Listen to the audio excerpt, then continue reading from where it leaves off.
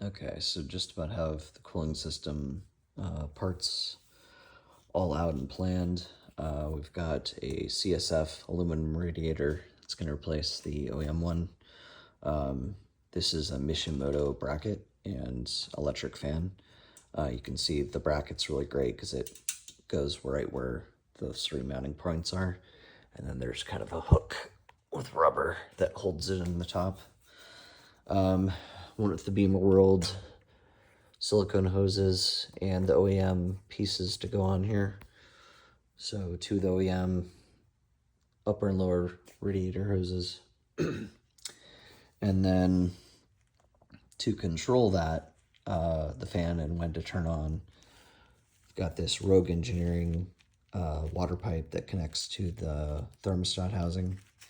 So that's a 1/8 MPT sensor. This came with the wiring kit through Morimoto, and so this temperature sensor will send the signal switch or via relay to this control box from Morimoto. And you can see there's that little white dial that lets you set the temperature of when you want the fan to kick on.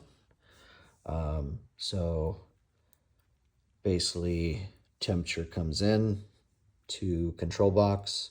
Control box, you've set what temperature you want it to turn on.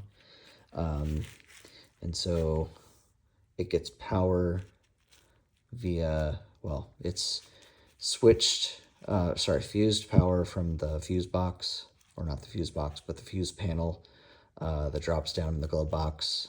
So coming through here, probably going to run it on the reverse light. A lot of people say to do it off of the radio. I think that's fuse position 4. It's a 10 amp.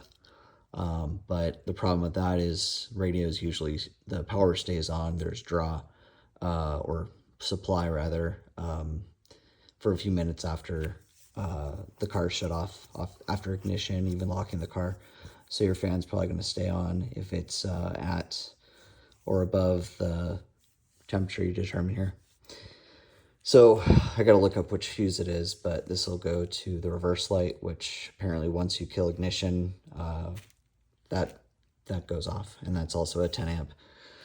So there's your power for the control box, power for the fan. Blue is your power lead. That's going to go, I believe we'll use this to extend to get to this loom wiring harness, and then that will go to the power block in the engine compartment on the other side of the firewall.